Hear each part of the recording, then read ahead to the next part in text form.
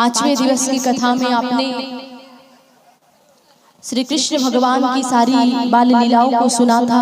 कैसे भगवान ने अपनी बाल लीलाएं की, वह पावन कथा आपने कल सुनी।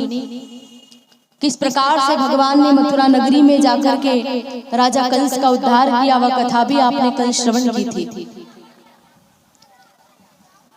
भगवान ने मामा कंस को केवल मारा ही नहीं, प्रभु ने उसको उत्तम गति भी प्रदान की थी। अब यहाँ कई सारे भक्त का एक प्रश्न रहता है कि कंस जो राक्षस था, जिसने सदैव भगवान से दुश्मनी की है, सदैव जिसने प्रभु का अपमान किया, उस दुष्ट को भी सद्गति मिल गई, क्यों? तो उसका कारण यह है कि कंस भले ही कृष्ण से ईर्ष्या करता था, दुश्मनी कर ली उसने भगवान से, लेकिन डर के कारण उसके मन में कृष्ण का वास हो गया था। वह सदैव यही सोचता था कि देवकी का 8वां पुत्र, देवकी का 8वां बालक मेरा काल। तो डर के कारण उसके मन में कृष्ण का वास हो गया। भले डर के कारण हुआ या दुश्मन के रूप में हुआ, पर वास तो मन में कृष्ण का हुआ था और इसीलिए उसका उद्धार हो गया। वह दुश्मन के रूप में याद करता था, पर सदैव याद कृष्ण को करता था। और भगवान का कहना है कि तू चाहे जिस भाव से भजे, लेकिन मुझे भजता रहे। तो भले उसने दुश्मन के रूप में याद किया, पर याद कृष्ण को किया था, इसलिए उसे उत्तम सद्गति प्राप्त हो गई। भगवान ने उसका कल्याण किया। तदुपरांत भगवान अपने माता पिता को प्रणाम करने आए हैं कारागृह में। बंदी गृह में है वसुदेव देवकी, उनको प्रभु ने प्रणाम किया है, बंधन से छुड़ाया। आज 11 साल में पहली बार अपने पुत्र को देखा तो वसुदेव देवकी का हृदय भर आया है। बहुत कुछ बोलना चाहते थे पर बोल नहीं पाए, प्रेम से अपने पुत्र को निहारते रहे। फिर कृष्ण भगवान प्रणाम करके बोले कि माताजी और पिताजी, चारों पुरुषार्थों को सिद्ध करने वाला ये मानव का शरीर आपने ही मुझे प्रदान किया है। आप मेरे अपराध को क्षमा करें। अब मैं आपके पास रहूंगा, आपसे दूर नहीं जाऊंगा। आश्वासन दे दिया। इतना ही नहीं, मथुरा वासियों को इतना आनंद हुआ कि भगवान श्री कृष्ण का बड़े धूमधाम से उन्होंने स्वागत सत्कार किया है। हाथी पर बिठाया कृष्ण को, पूरी मथुरा नगरी में भ्रमण करवाया, सब जय जयकार कर रहे हैं। नंद जी विचारने लगे कि मेरे लाला का यहाँ मथुरा के लोग इतना स्वागत तो कर रहे हैं, लेकिन कोई भी व्यक्ति यह नहीं पूछता कि लाला को भूख भी लगी है या नहीं लगी है। नंद जी को चिंता हुई, माखन मिश्री लेकर के आए, लाला को हाथी पर से नीचे उतारा, अपने हाथ से भरपेट माखन खिलाया। इस प्रकार से उन्होंने जहां भी विश्राम किया था वहीं विश्राम घाट हो गया। कंस की मृत्यु के बाद तो भगवान के हाथों में मथुरा का राज्य भी आ गया। उग्रसेन जी ने आग्रह किया कि यह राज्य आप स्वीकार कर लें, पर भगवान ने मना कर दिया कि नहीं, मैंने राज्य पाने के लिए कंस को नहीं मारा, मैंने तो आप लोगों के दुख को दूर करने के लिए कंस को मारा है। और राज्य नहीं लिया प्रभु ने, राज्य उग्रसेन जी को सौंप दिया। कृष्ण बलराम मथुरा नगरी में हैं, ग्वाल वाले भी आए हैं साथ में। अब ग्वाल वालों को ले करके बाबा नंद तैयारियां करके वापस मथुरा से गोकुल की ओर जाने लगे। वे यशोदा मैया से यही कह करके आए थे कि 2-4 दिन में हम वापस लौट आएंगे। अब जब जाने की तैयारी हुई, तब गर्गाचार्य जी ने आकर नंद जी से कहा कि बाबा, अब आपको अकेले गोकुल जाना पड़ेगा, इन ग्वाल बालों को ले जाइए, लेकिन कृष्ण बलराम अब आपके साथ गोकुल नहीं आ सकते, क्योंकि कन्हैया आपका बेटा है ही नहीं। बाबा, माँ यशोदा ने पुत्री को जन्म दिया था, एक कन्या को जन्म दिया था। ये कृष्ण तो वसुदेव जी का पुत्र है, बलराम रोहिणी का पुत्र है, तो ये अब गोकुल कैसे आ सकते हैं? इनको यहीं अब मथुरा में रहना पड़ेगा, आप अकेले जाइए। नंद जी रोने लगे कि मैं अपने लाला को अकेला छोड़ के कैसे चला जाऊं, बहुत दुखी हुए। कृष्ण बलराम आए हैं मिलने के लिए, प्रणाम किया और कहने लगे बाबा, जब हम राजा कंस के मल्ल के साथ में कुश्ती कर रहे थे, युद्ध लड़ रहे थे, तो उस समय हमें श्री हनुमान जी महाराज का दर्शन हुआ था। बाबा हनुमान जी ने हमारी बड़ी मदद की, तभी तो हम राजा कंस के उन मल्लों को पछाड़ पाए। नंद जी विचारने लगे कि मैंने हनुमान जी से मिन्नत मानी थी तो उन्होंने ही आकर के मेरे पुत्रों की रक्षा की। अगर ऐसा नहीं होता तो भला मेरे ये छोटे छोटे बच्चे उन बड़े बड़े मल्लों को कैसे मार सकते थे, कैसे पछाड़ सकते थे। नंद जी बड़े भोले हैं, हनुमान जी को धन्यवाद दिया, प्रणाम किया कि बाबा आपने मेरे बच्चों की रक्षा की है, अतः मैं आपको बार बार प्रणाम करता हूँ और जय जयकार की। तो आइए हम सभी भाव से एक बार श्री पवन सुत हनुमान जी महाराज का स्मरण करके उनकी जय जयकार करते सभी प्रेम से गाइएगा। मंगलवार तेरा है, शनिवार तेरा है, बजरंगी संभालो परिवार तेरा है। मंगलवार तेरा है, शनिवार तेरा है, बजरंगी संभालो परिवार तेरा है। मंगलवार तेरा है, शनिवार तेरा है, बजरंगी संभालो परिवार तेरा है। मंगलवार तेरा है, शनिवार तेरा है, बजरंगी संभालो परिवार तेरा है।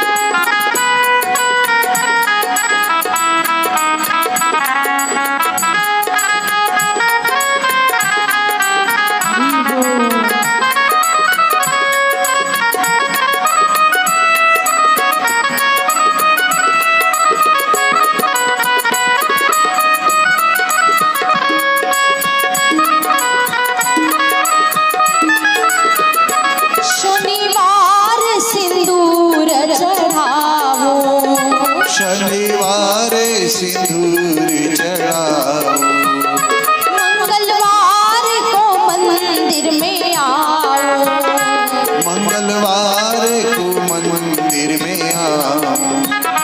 मंगलवार तेरा है, शनिवार तेरा है, बजरंगी हमें तो आधार तेरा है। मंगलवार तेरा है, शनिवार तेरा है, बजरंगी हमें तो ताली की सेवा करते हुए आप सभी गाइए।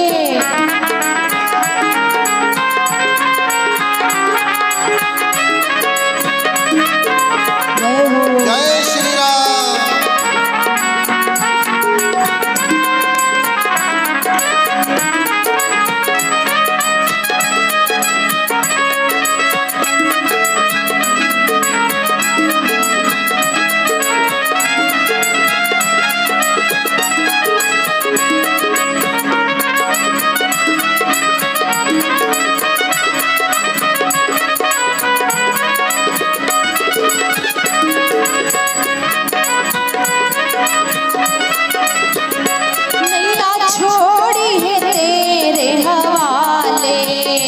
नैया छोड़ी है तेरे हवाले, अब लगानी पड़ेगी किनारे, अब लगानी पड़ेगी किनारे।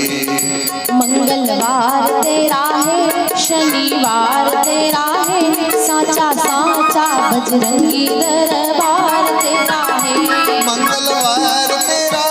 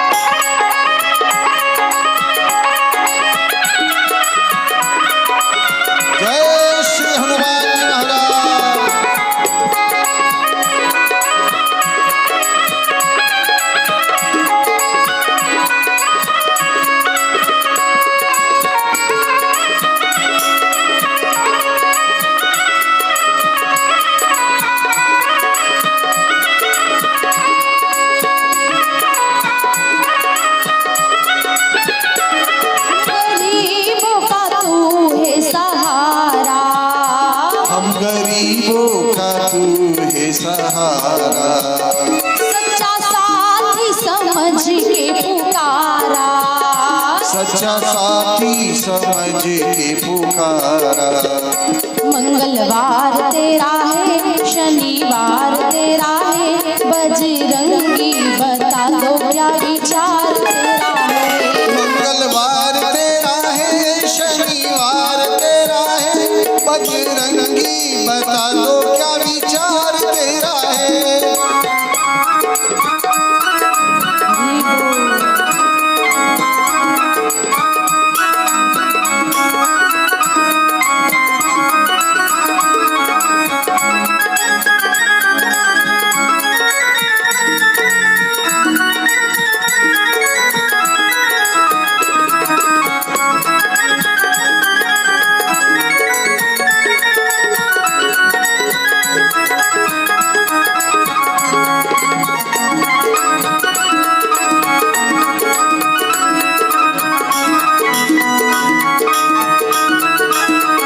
मंगलवार तेरा है, शनिवार तेरा है, बजरंगी संभालो परिवार तेरा है।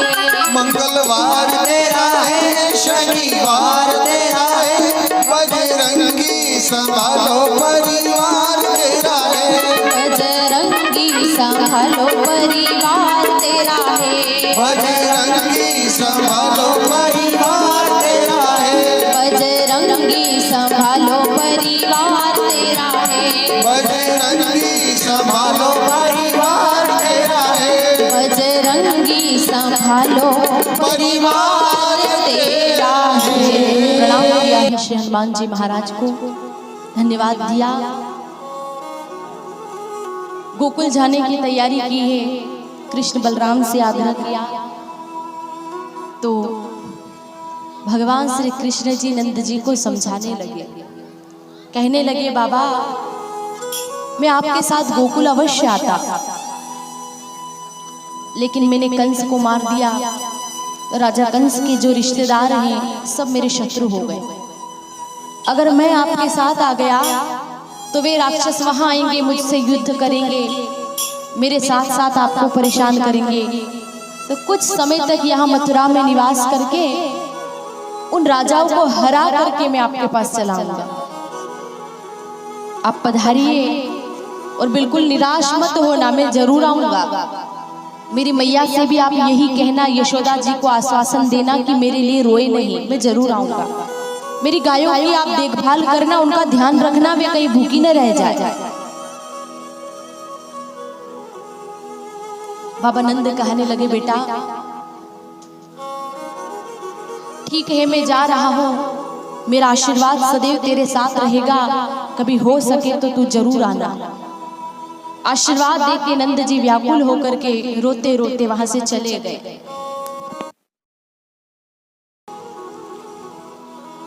तो बाबा नंद चले गए हैं मथुरा से गोकुल में, और कृष्ण बलराम ये दोनों भाई गुरु की सेवा करने के लिए पधारते हैं। संसार में उनको गुरु सेवा का एक आदर्श स्थापित करना था, जगत को ये दिखाना था कि जीवन में गुरु का क्या महत्व होता है। ये बताने के लिए भगवान श्री कृष्ण और बलराम दोनों भाई उज्जैन में पधारे हैं। क्षिप्रा नदी के तट पर सांदीपनि ऋषि के आश्रम में विद्या प्राप्त करने गए। मुनि के आश्रम में आए हैं भगवान कृष्ण, ईश्वर है, भगवान है, लेकिन फिर भी गुरु की सेवा करते हैं।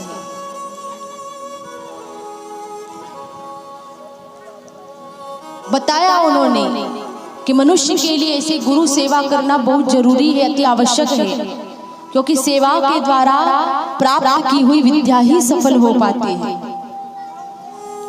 अपने स्वयं के प्रयास से प्राप्त की हुई विद्या हमें धन प्रतिष्ठा तो दिला सकती है, लेकिन मन की शांति नहीं दिला सकती। गुरु केवल बोल करके ही उपदेश नहीं देते हैं, मौन रह करके भी उपदेश देते हैं, क्योंकि उनका चरित्र, उनका आचरण श्रेष्ठ होता है, उनमें दिव्य संस्कार होते हैं, उनको देख करके भी शिष्य सुधर जाता है।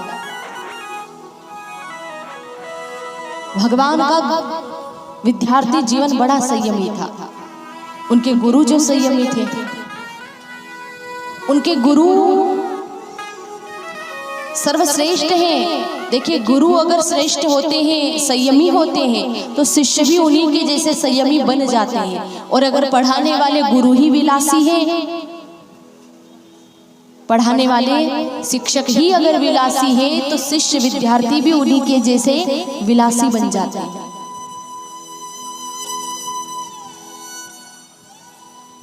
कृष्ण नारायण होकर के भी गुरु की इतनी सेवा करते हैं। वे जंगल में जाकर समिधा लाते थे, लकड़ियां लाते थे, पानी भरते थे, खूब सेवा की उन्होंने। क्योंकि पहले के समय में जो गुरु हुआ करते थे विरक्त होते थे, तो शिष्यों को भी विरक्त बनना पड़ता था। पर आज बहुत विलासिता आ गई है जीवन में। आज शिक्षा ग्रहण करने वाले, पढ़ने वाले विद्यार्थी ही विलासी जीवन जीते हैं, और इसी कारण से उनकी विद्या सफल नहीं हो पाती, विद्या नष्ट हो जाती है। शिक्षकों को चाहिए कि किताबी ज्ञान के साथ साथ वे आध्यात्मिक विद्या भी बच्चों को प्रदान करें, क्योंकि ये भौतिक विद्या केवल चित्र को बदलती है, लेकिन आध्यात्मिक विद्या मनुष्य के चरित्र को बदलती है। तो जीवन में ऐसी आध्यात्मिक विद्या का होना बहुत जरूरी है। आज संस्कारों का धीरे धीरे लोप होता जा रहा है, जबकि इनकी अति आवश्यकता है। आजकल बस माता पिता बच्चे को पढ़ा लिखा देंगे, नौकरी लग गई, शादी हो गई, बस संस्कारों की तरफ किसी का ध्यान ही नहीं जाता। बच्चे को पढ़ा दिया, नौकरी लग गई, शादी हो गई, अब समझो कि आप कर्तव्य से मुक्त हो गई, नहीं। उसके साथ साथ संस्कार की भी आवश्यकता है। महान चरित्र के निर्माण के लिए चरित्र पर भी ध्यान दे। तुम बच्चे को अगर धन संपत्ति नहीं दोगे तो चलेगा, पर संस्कार जरूर देना उसे।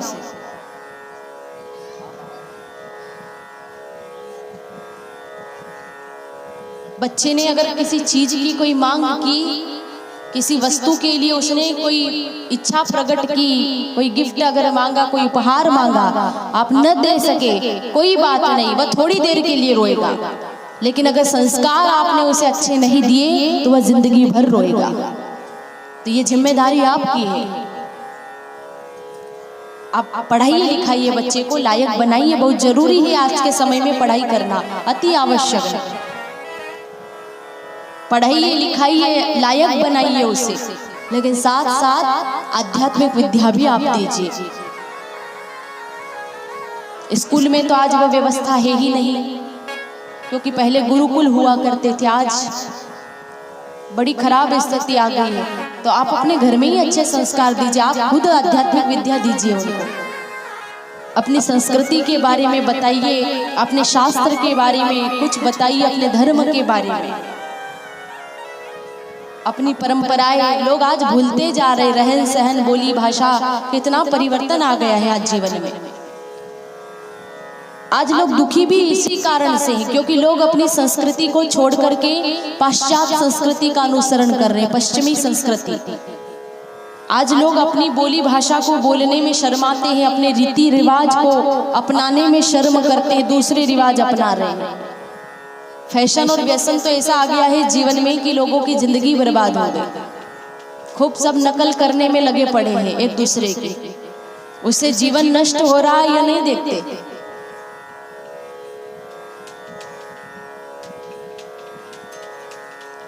तो कम से कम अपनी संस्कृति का भी ख्याल रखिए कि हम कितने महान है कि भारत जैसी भूमि में जन्म मिला हमें। ये पावन पवित्र भूमि है भारत की भूमि, और हमारी संस्कृति कितनी महान है। हमें गर्व होना चाहिए अपनी भारतीय संस्कृति पर।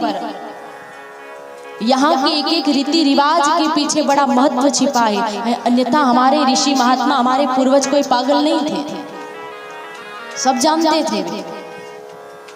और देखिए, सूर्य सदैव पूर्व से ही उदित होते हैं। सूर्य पूर्व से निकलते हैं, पश्चिम में जाके तो अस्त हो जाते हैं। हमारी संस्कृति पश्चिमी संस्कृति नहीं है, तो अपनी संस्कृति का ख्याल रखिए। आज लोग मर्यादाएं छोड़ रहे हैं, इसीलिए दुखी हैं। मर्यादा का पालन करते हुए जीवन जिए, अपनी संस्कृति को जरूर याद रखें। अपने बच्चों को भी अपनी संस्कृति के बारे में बताएं, अपने धर्म के बारे में बताएं, अपने कर्म के बारे में उनको अवगत कराएं। अच्छी शिक्षा माता पिता चाहे तो घर में दे सकते हैं। संतान के प्रथम गुरु तो माता पिता ही होते हैं। माता पिता अगर चाहे तो 1000 शिक्षकों की अपेक्षा, 1000 गुरुओं की अपेक्षा अपने बच्चे को अच्छी शिक्षा दे सकते अपने ही घर में।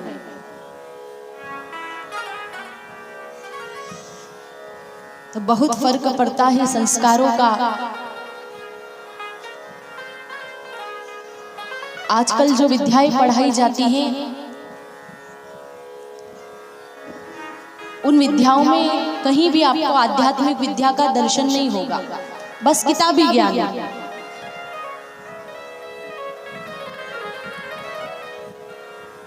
और उसको पढ़कर के आज का जीव अभिमानी बनता जा रहा है।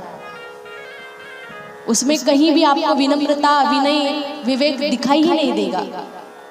आपने भी देखा होगा, कई बच्चे ऐसे होते, पढ़ते तो बहुत है, खूब पढ़ाई लिखाई, पर साथ साथ घमंड कितना हो जाता है कि हम इतने पढ़े लिखे। अपनी डिग्रियों का घमंड हो जाता है कि हम इतने पढ़े लिखे। पढ़ाई करने के बाद आज के बच्चे किसी को प्रणाम नहीं करते, उनको शर्म आती है, भगवान के आगे झुकने में ला जाती है। तो ऐसी पढ़ाई लिखाई किस काम की तुम्हारी, जो तुम्हें भगवत चरण में प्रणाम करने से रोके, जो तुम्हें तुम्हारे गुरु के आगे जाने से रोके, जो तुम्हें तुम्हारे माता पिता को प्रणाम करने से रोके। धिक्कार है ऐसी पढ़ाई को।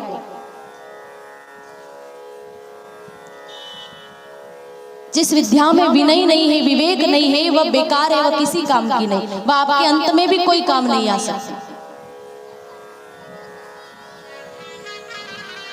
देखिए, विद्या न तो किसी को नीचा दिखाने के लिए होती है और न घमंड करने के लिए होती है। विद्या केवल इस संसार से मुक्त करने के लिए होती है, बंधन से छुड़ाने के लिए विद्या होती है।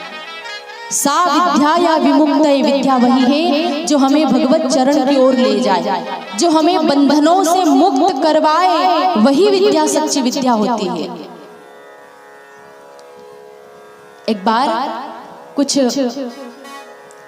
खूब पढ़े लिखे विद्वान पंडित एक नाव में बैठ करके नदी पार कर रहे थे। नाव केवट चला रहा था, नाविक नाव चला रहा है। सब विद्वान पंडित बैठे हैं नाव के अंदर और सब पढ़े लिखे हैं। नाम से भी लंबी लंबी डिग्रियां उनकी, अपनी पढ़ाई लिखाई पर घमंड भी बहुत। जब नाव में बैठे तो उस नाविक से बात करने लगे। बातों ही बातों में पूछ लिया नाविक से कि भाई तुम कहाँ तक पढ़े लिखे हो। तो वह नाव चलाने वाला नाविक कहने लगा कि महाराज, कैसी पढ़ाई और कैसी लिखाई, मैं तो केवल ये नाव चलाना जानता हूँ, मैंने कोई पढ़ाई लिखाई नहीं की। विद्वानों ने पूछा कि क्या तुझे इतिहास के बारे में भी कुछ जानकारी नहीं है? नाविक कहने लगा, नहीं महाराज, मैं इतिहास के बारे में कुछ नहीं जानता। विद्वान पंडित घमंड से कहने लगे कि तब तो तेरी 1/4 जिंदगी गई पानी के अंदर। वो कुछ नहीं बोला। थोड़ी देर बाद फिर पूछा उन्होंने, क्या तुझे भूगोल के बारे में कोई जानकारी है? वह कहने लगा, नहीं महाराज, मैं भूगोल के बारे में भी नहीं जानता। विद्वान कहने लगे, तब तो तेरी आधी जिंदगी गई पानी में, भूगोल के बारे में नहीं जानता तू। वह फिर भी कुछ नहीं बोला। तो वह ऐसे ही बातें करते रहे। उससे बातें चल ही रही थी कि अचानक से जोर से वर्षा होने लगी, पानी गिरने लगा। तो नदी में पानी बढ़ने लग गया, बाढ़ आ गई। धीरे धीरे करके नाव में पानी भरने लगा। अब नैया इधर से उधर डोलने लगी। विद्वान पंडित सब घबरा रहे हैं। वह नाव चलाने वाला नाविक उनसे कहने लगा, महाराज, लगता है कि अब हमारी नाव पानी में डूब जाएगी, तो क्या आप लोग तैरना जानते हो? सबने एक आवाज में कहा, नहीं नहीं, हमें तो तैरना आता ही नहीं है। वह नाविक वह केवट कहने लगा, हरिहर महाराज, अगर आप लोग तैरना नहीं जानते तो समझो तुम्हारी पूरी जिंदगी पानी में। और यही हुआ, नाव डूब गई, विद्वान पंडित सब डूब के मर गए और नाविक तैरता तैरता बाहर आ गया। तो ये दृष्टांत क्या सिखाता है? ये दृष्टांत हमें सिखाता है कि जो लोग भजन रूपी सच्ची विद्या को छोड़ करके केवल इस संसार की विद्या को ग्रहण करके उसका अभिमान करते हैं, तो वे उन विद्वानों की तरह संसार सागर में डूब जाते हैं। तो भैया पढ़ाई लिखाई कीजिए, लेकिन घमंड मत कीजिए, और साथ ही साथ आध्यात्मिक विद्या बहुत जरूरी है जीवन में। यही हमें संसार से पार लगा सकती है। नहीं तो सोचो कि जो विद्या अंत काल में हमारे काम ना आ सके, अंत में निरर्थक सिद्ध हो जाए, बेकार हो जाए, तो हमारे किस काम की? ये भौतिक विद्या इस जीवन में जीते जी हमारा साथ दे देगी, मरने के बाद तो व्यक्ति को चाहिए कि वह अध्यात्म से जरूर जुड़े। तो ये प्रसंग बड़ा सुंदर है। भगवान ने स्वयं ने गुरु सेवा करके हमारे सामने एक बड़ा सुंदर आदर्श स्थापित किया। जब भगवान पढ़ने गए थे गुरुकुल में, तो वहां सुदामा का आगमन हुआ। ये सौराष्ट्र के रहने वाले थे, पोरबंदर के। जब सुदामा जी वहां पढ़ने आए तो कृष्ण की मित्रता हो गई सुदामा से, दोनों पक्के मित्र बन गए। और भगवान का विद्या अध्ययन तो बहुत जल्दी समाप्त हो गया, बहुत जल्दी सारी विद्याओं को सीख लिया। सारी विद्याओं को प्राप्त करके कृष्ण बलराम गुरु के पास आए, प्रणाम किया, गुरु दक्षिणा देने की इच्छा प्रकट की। तो सांदीपनि ऋषि ने कहा कि कन्हैया मुझे दक्षिणा नहीं चाहिए। कृष्ण ने कहा, नहीं गुरुदेव, दक्षिणा तो लेनी पड़ेगी, मैंने आपसे विद्या पाई है, ज्ञान पाया, अगर दक्षिणा नहीं दूंगा तो मेरी विद्या तो असफल रह जाएगी, तो कुछ तो मांगना पड़ेगा आपको। तब सांदीपनि ऋषि बोले कि बेटा, देना चाहता है तो बस यही दे कि अगर तुझे तेरे जीवन में कोई सच्चा जिज्ञासु विद्यार्थी मिले, अधिकारी विद्यार्थी मिले, तो तू उससे कुछ लेना मत और मुफ्त में ज्ञान का दान करना, बस यही मेरी एकमात्र इच्छा है। कृष्ण ने वचन दिया गुरु को और जीवन में उसका पालन भी किया। श्री कृष्ण भगवान ने युद्ध भूमि में अर्जुन को गीता का दिव्य ज्ञान प्रदान किया और बदले में भगवान ने अर्जुन से कुछ भी नहीं लिया, कुछ नहीं मांगा। तो जो वचन दिया था उसका पालन भी किया। फिर आए भगवान कृष्ण गुरु पत्नी के पास, आकर के प्रणाम करके कहने लगे कि गुरु माता, मेरे गुरुदेव मुझसे कुछ लेना ही नहीं चाहते हैं, मैंने कितना आग्रह किया, पर आपकी कोई इच्छा हो तो आप बता सकती हो, आपको क्या चाहिए? गुरु माता ने कहा कि बेटा, मेरा एक ही बेटा था, एक ही पुत्र था, और वह भी समुद्र के अंदर डूब गया, तो अगर तुझे गुरु दक्षिणा देनी ही है तो तू मेरा खोया हुआ पुत्र ला दे। तब श्री कृष्ण भगवान ने समुद्र में डुबकी लगाई है, वहां से भगवान को 5 जन्य शंख भी मिला और गुरु पुत्र भी प्राप्त हुआ। अब तक भगवान मुरलीधर थे, आज से वे शंखधारी भी बन गए हैं, क्योंकि अब कृष्ण को पता है कि मुरली तो बजाई है गोकुल में, वृंदावन में, अब तो शंख भी बजाना पड़ेगा। शंखधारी बन गए हैं भगवान। गुरु पुत्र लेकर के पधारे।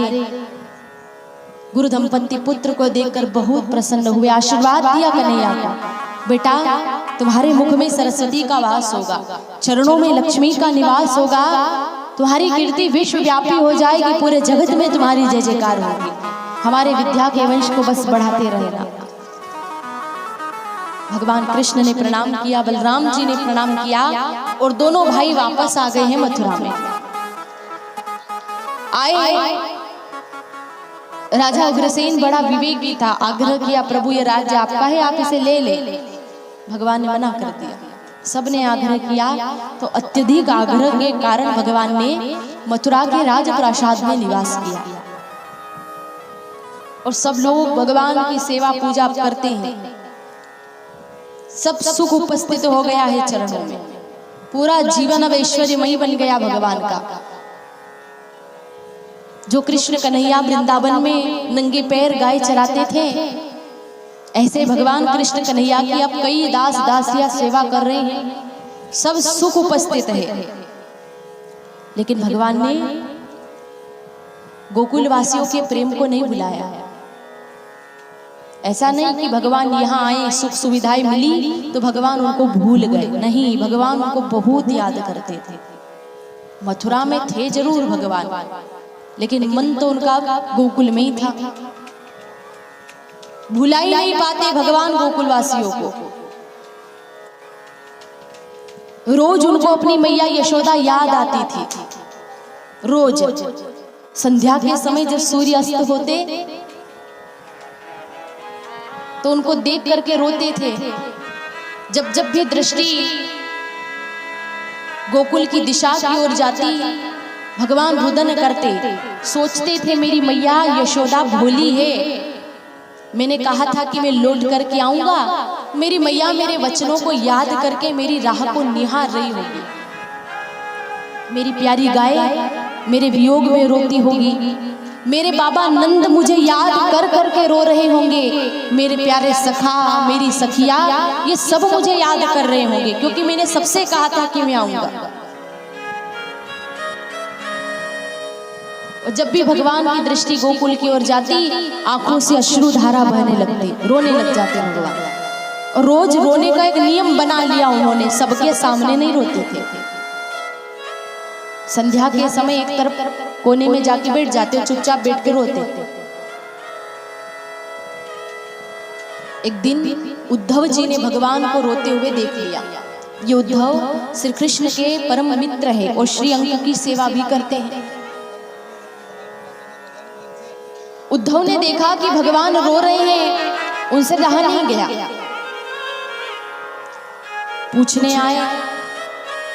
सोचते हैं कि मैं भगवान का सेवक हूं तो मेरा कर्तव्य है कि मैं उनसे जाकर के पूछूं। आए उद्धव, भगवान उस समय भी रो रहे हैं। उद्धव को आते देखा, भगवान ने आंसू पोंछ लिए, खड़े होकर स्वागत किया। उद्धव जी प्रणाम करके बैठ गए। फिर कहने लगे, प्रभु मैं आपसे एक बात पूछना चाहता हूं। भगवान ने आज्ञा दी, पूछो। उद्धव कहने लगे कि मैं और अन्य सेवक सेविकाएं यथामति यथाशक्ति आपके चरणों की सेवा कर रहे हैं, लेकिन आप हमारी सेवा से प्रसन्न नहीं हैं। आप बस रोते ही रहते हैं, न तो आप भोजन अच्छे से कर पाते हैं, जब भी आप भोजन के लिए बैठते हैं तो रोने लग जाते हैं, क्योंकि उस समय भगवान को मैया यशोदा याद आ जाती थी। मैया को याद करके रोने लगते, सोचते मैया मेरे वियोग में भूखी होगी, मैं कैसे खा लूं। उद्धव कह रहे हैं, प्रभु भोजन भी आप ठीक से नहीं करते हैं, न चैन से आप रात में सो पाते हो। कल मैं आपके चरण दबा रहा था, आप नींद में थे, पर नींद में भी, स्वप्न अवस्था में भी आप राधे राधे पुकार रहे थे। तो कौन है वह राधा जो आपके हृदय सिंहासन पर आसन जमाकर आपको कष्ट देती रहती है। प्रभु आपका दुख मुझसे देखा नहीं जाता, बताइए। कृष्ण कहने लगे, उद्धव मैं तुम्हें राधा के बारे में क्या बताऊं। राधा और कृष्ण अगर अलग हो तो कुछ कहा जाए, ये दोनों तो एक ही है। संत तो कहते हैं कि गोपी और कृष्ण भी एक ही है। ये दो तन किंतु एक प्राण है। बिना राधे कृष्ण आधे, राधा जी के बिना भगवान तो अधूरे हैं। इसलिए संतों ने कहा है, राधा कृष्णात्मिका नित्यम, कृष्णो राधात्मिको ध्रुवम, वृंदावनेश्वरी श्री राधा, श्री राधे वराध्यते मया। राधा सदा कृष्णमयी है और श्री कृष्ण सदा राधामयी है, ये एक ही है दोनों।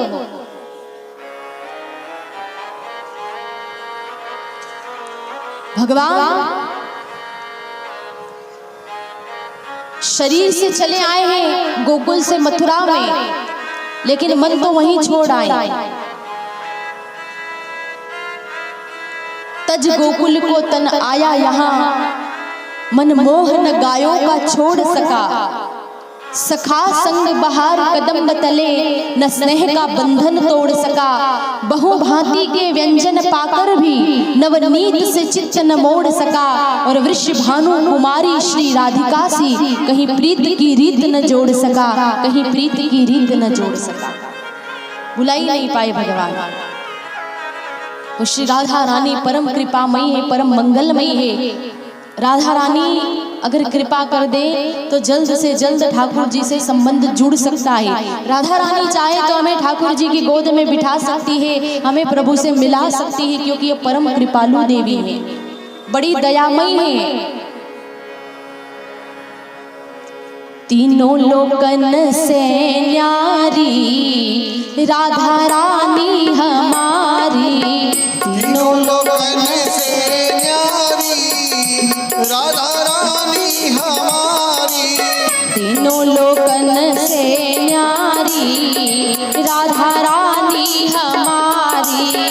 तीनों लोकन से न्यारी राधा रानी हमारी।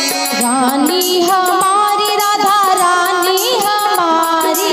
रानी हमारी राधा रानी हमारी। रानी हमारी राधा रानी हमारी। रानी हमारी राधा रानी हमारी। तीनों लोकन से न्यारी राधा रानी हमारी। तीनों लोकन गाइए भाव से। राधा रानी हमारी।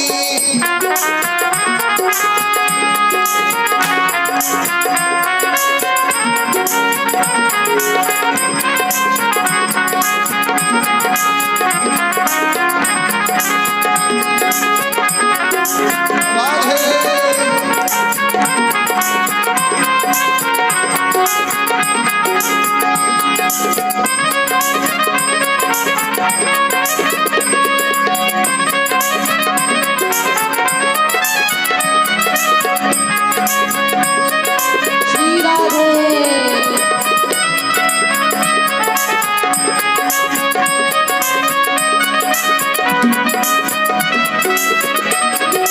सनकादिक तेरो यश गावे।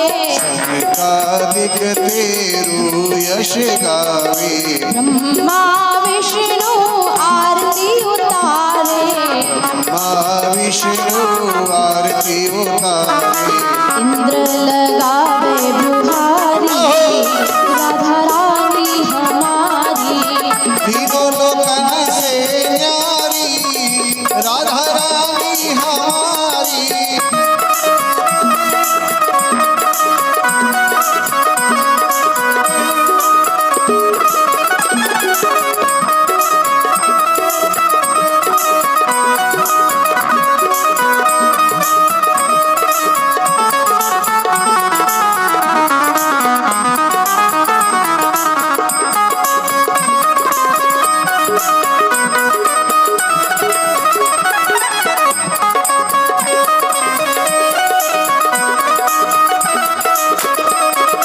एक बार जो बोले राधा, एक बार जो बोले राधा, मिट जाए जीवन की बाधा। मिट जाए जीवन की बाधा। कृपा करो महारानी राधा रानी हमारी। तीनों लोकन से न्यारी राधा रानी हमारी। गाइए भाव से ताली बजाते हुए।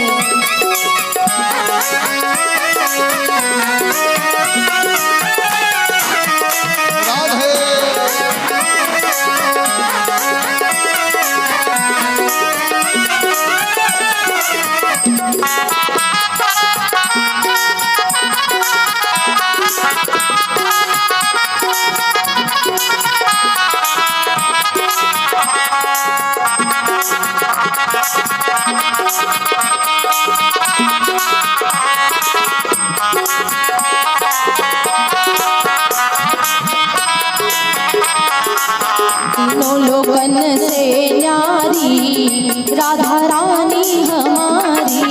तीनों लोकन से न्यारी राधा रानी हमारी। तीनों लोकन से